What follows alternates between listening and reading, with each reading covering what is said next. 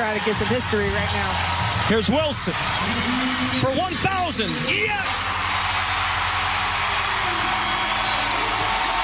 When A'ja Wilson takes the court, you can bet South Carolina head coach Dawn Staley is cheering her on, loudly. Staley has always been Wilson's biggest advocate, celebrating her achievements and standing by her side through thick and thin. And now, with Wilson hitting yet another monumental milestone, Staley couldn't contain her excitement. On September 16th, Staley lit up her X account with a heartfelt shout-out at A'ja Wilson. 22, you did it with the midi. Congrats to you, the one, the only, A1. Hand her things. MVP, DPOY. First and last team, all at WNBA.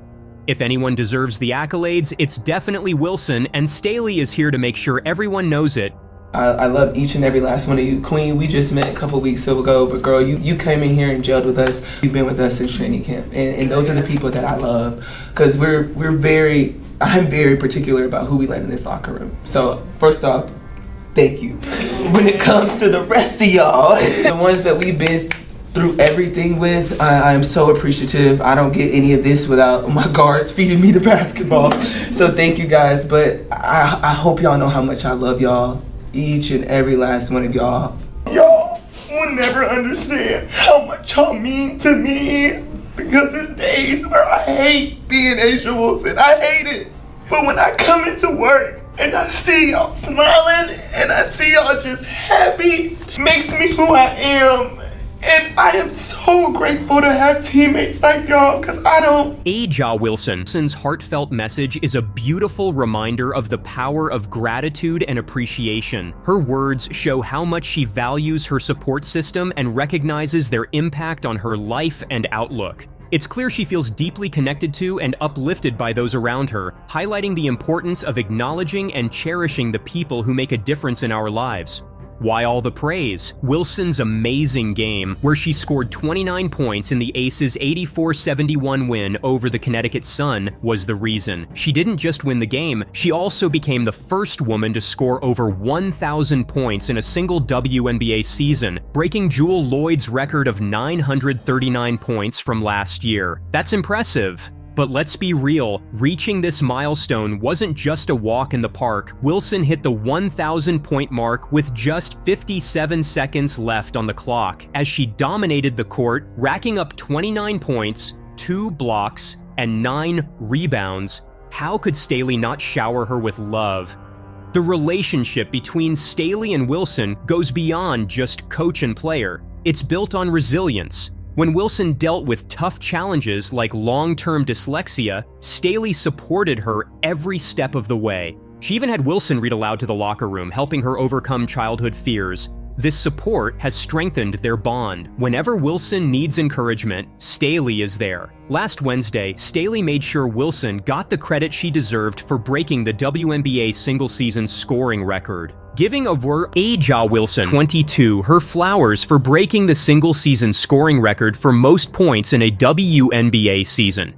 She posted, making sure Wilson's achievement got noticed. Even when the announcers overlooked Wilson's stellar performance during a game against the Indiana Fever, she remained resilient. With a scoring average of 27.1, her hard work hasn't ignored, earning her respect from teammates and stars like LeBron James. Staley summed it up perfectly. When the love comes from love and loved ones, it's fulfilling enough.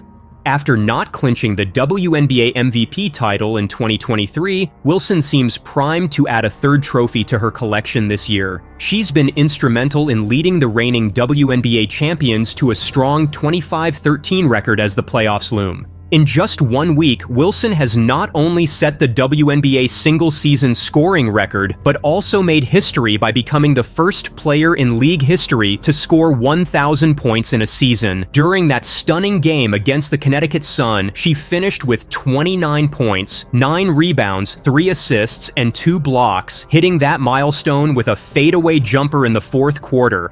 And the best part? Wilson still has 2 more games to add to her record, with the Aces set to face off against the Seattle Storm and then the Dallas Wings. As she continues to shine, one thing is clear: A'ja Wilson isn't just playing the game, she's redefining it. With Dawn Staley in her corner, cheering her on, we can only wait and see what incredible feats this powerhouse will accomplish next. So, let's echo what Staley says. Hand her her things. This MVP and DPOY contender is just getting started. But I think MVP. Now, I'm going to look at this the way I did with Michael Jordan. Now, she's not the Michael Jordan of her sport as far as athleticism, playing, dominating. But A'ja Wilson is the best player in the game. Have you seen the amazing things Caitlin Clark has been doing recently? This is a phenomenon. Caitlin Clark is a phenomenon. And if I said to any of these people who think Caitlin Clark is not the Rookie of the Year, I'd say, who would you want to start your franchise with? Now, I'm not going to put A'ja Wilson in there. I'm just saying between these two. Angel Reese is a wonderful player, but she does not compare to what and who Caitlin Clark is. This rookie isn't just helping the Fever try for the playoffs. She's changing the whole WNBA MVP race. Caitlin Clark, I'm sure you saw, just became the all-time scoring leader in women's college basketball. I'm curious, where would you rank her amongst all-time college players, in your opinion? Ooh, that's tough because you got to win one. I feel like that college is one of those spaces where you got to win one for them to even have your name in the conversation. And it took me 3 years to win mine, so it's hard. But congratulations to her. A'ja Wilson may still be the top pick, but Clark's impressive stats are drawing attention. This rookie isn't just scoring; she's transforming the game. 2 years ago, their home attendance was 1,800 fans. Their average this year, home attendance, is 17,000. That's almost 10 times. And, of course, the big difference is Caitlin Clark. I think she should be up for MVP. Rookie of the Year, foregone conclusion. A'ja Wilson might now miss the MVP title. Also, her reaction to Clark's numbers? Priceless. No other players match those skills. And just for the record, Caitlin isn't much of a defender either, though she can and she will steal the basketball. She's 15th in the WNBA in steals. Pretty good. Let's look at the numbers. 40 points, 10 assists, and 7 rebounds in her last game. That's not just impressive, it's what MVPs do. She is starting to push A'ja as the best player in the league because I don't see anybody control a game the way Caitlin can. And it's not just a one-off. Clark has been great all season, leading in assists and scoring like a veteran. WNBA in its entirety is really cooking right now, and it continues to grow, and there is a lot of appropriate attention on Caitlin Clark and the Indiana Fever, and we found out that the Fever Storm game from over the weekend drew 2.2 million viewers, which is massive. The WNBA has 18 games this season where they've had more than 1 million viewers average, and 16 of those 18 have featured Caitlin Clark. So you cannot deny the connectivity of Caitlin Clark playing basketball. You might be wondering how a rookie can be in the MVP talks. Well, get ready, because Clark is changing the game. Her impact goes beyond just numbers. She's drawing in new fans, increasing viewership, and making everyone take notice. I'm sorry. It's gotten to the point where Rookie of the Year is over 2-3 weeks ago. All of a sudden, Caitlin Clark is starting to push A'ja Wilson for MVP of this league, and I am not exaggerating. This isn't just about Rookie of the Year anymore. Clark is seriously in the running for MVP, and you can't overlook it. I've got the fever. I can't help it. I can't stop watching. I can't stop talking about the impact Caitlin Clark is having on game after game after game. You've seen the highlights, but her impact goes beyond the stats. The Fever went from a bottom team to a playoff contender in just one season. What's behind this huge turnaround? She takes over, she maestros, she controls game after game after game with her passing and her carefully chosen spots to score. Clark is at the heart of it all. Let's take a step back. Last season, the Indiana Fever were the WNBA's joke, ending with a dismal 13-27 record. Now they're looking strong at 18-16 with a playoff spot locked in. One thing Caitlin Clark does maybe better than anybody in sports right now, makes it about others, makes it about team. Think about it. When's the last time you didn't see Caitlin Clark talking about a teammate? When's the last time you saw Caitlin Clark talking about herself or any of the accomplishments that she has had? Let me give you the answer to that. Never! Never! You never hear that. Now, That's why their team has gotten good. She could have been an egomaniac. Everybody in the league knows that she is the league right now. It feels like they're a whole new team, but the lineup hasn't changed much, except for one key addition, Caitlin Clark. This rookie isn't just putting up great stats, she's completely transforming the franchise. Have you noticed how the Fever has been on fire since the Olympic break? They've gone 7-1, and guess who's leading the way? That's right, it's Clark. She's not just scoring, she's making everyone around her better. Her teammates are getting great chances, the offense is clicking, and opponents are struggling to keep up. Not even a debate. But I'm talking about value now. Value to a franchise, value to a league, getting your team in the playoffs. They had the number 1 pick. They were the worst team last year. And there is value that I can attach to that. Now, that might not fit in the categories that everybody would consider for MVP. I'm talking about value. Michael Jordan was the most valuable player. You might be wondering if one player can really have such a big impact. Well, here's the deal. Clark is averaging 37.6 points per game, both from scoring and assisting. That's not just amazing, it's about to break a WNBA record. Let that sink in. But also, she needed a rest. She needed a rest after the season in college basketball. A month later, she's playing games, and she's playing against really good teams. And then they stacked the schedule up front, so everybody got to see her play. She struggled. But it's more than just numbers. Clark's presence on the court changes everything. Defenses have to focus on her, which creates chances for her teammates. And when she has the ball, something amazing happens. Just shoot it in the fourth quarter. You're that good. You've proven to be that great. Her three-point shooting has heated up, and nobody in the league can flick logo threes as effortlessly as Caitlin can. She has the vision of a top point guard and the scoring skills of a superstar. Caitlin Clark, in a shock to me, has proven already to be a once-a-generation passer. I did not see that coming at Iowa. I thought scoring, yes, she's the all-time greatest scorer in the history of college basketball, men's or women's, but passing like this?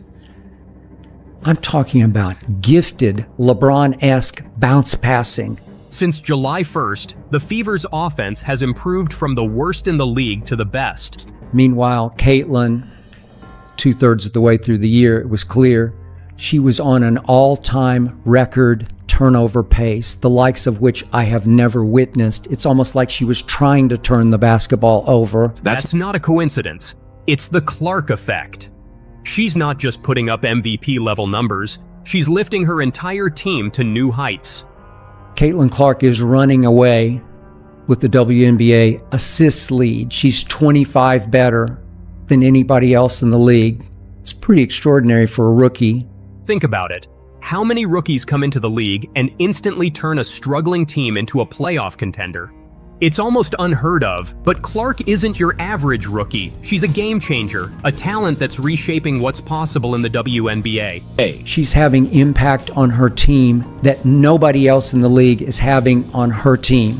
This is a team that went 13-27 last year. And suddenly, the Indiana Fever are the hottest team by far in the league. Remember when we thought we knew what makes a great WNBA player? Clark has changed that. She excels in every part of the game, with numbers that seem too good to be true. First, she leads the league in assists, a rookie outshining seasoned point guards, but she's also a scoring powerhouse. Clark hits threes from 30 to 34 feet away, making over 37% of those shots. Defenders have to guard her as soon as she crosses half court. Near the basket, she's just as impressive. Clark scores 63.6% of her shots within 5 feet. That's elite for any player, especially a guard. So how does she do it? Clark's versatility is key. She can score, pass, and create plays. Defenses are left confused. Tight defense? She drives past you. Give her space? She sinks a long three. Clark creates her own shots unlike anyone else in the league. She's both the playmaker and the offense. But it's more than just stats. Clark's skills force teams to rethink their defenses. How do you guard a player who can score from anywhere? Double team her and she finds the open player. Play her one-on-one and she scores. NBA, I'm talking players, coaches, and refs. They're all a bunch of Caitlin Clark haters. They're all a bunch of jealous haters. Yep. They are just working themselves up about Caitlin Clark just to hate on her. Skylar Diggins is bumping her. Their girls are complaining on the bench. Referees are getting into it now. They're all a bunch of haters. It's a no-win situation for defenses. Last year, the Fever were at the bottom of the league, so keep that in mind. Think Clark's performance on the court is impressive? Just wait until you see how she's boosting TV ratings. She's not only changing the game, she's transforming the whole landscape of women's basketball. The numbers are astounding. Clark's talent is rewriting the playbook, but her impact goes beyond the court. She's not just winning games. She's drawing in fans and grabbing national attention. The WNBA has never seen anything like this before. Let's look at the viewership numbers. On August 26th, Clark and the Fever attracted an impressive 67,000 viewers. You might think that's good, but here's the twist. On the same day, an NBA game between the Warriors and Spurs only had 64,000 viewers. I'm pretty sure that she's going to be good. The league's going to enjoy her. We're going to enjoy her, obviously, as competitors and teammates or whatever you may say. But no, it's going to be huge for her to make that jump. All of them. I mean, it's going to be a great time for them to transition like we all did. That's right. Clark drew almost 10,000 more viewers than an NBA game. And it's not just a one-time thing.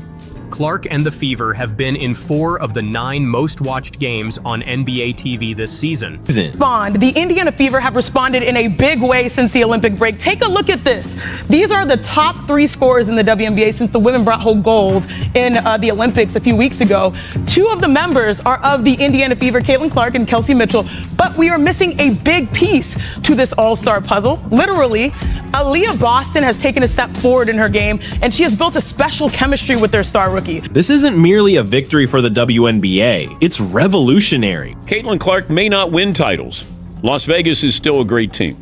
But the fact that she's doing what she's doing and at a very high level, you know, it's now commonplace where she'll go for 26 and 12. I mean, those are great numbers for any player, no matter how long you've been in the league. It's simple.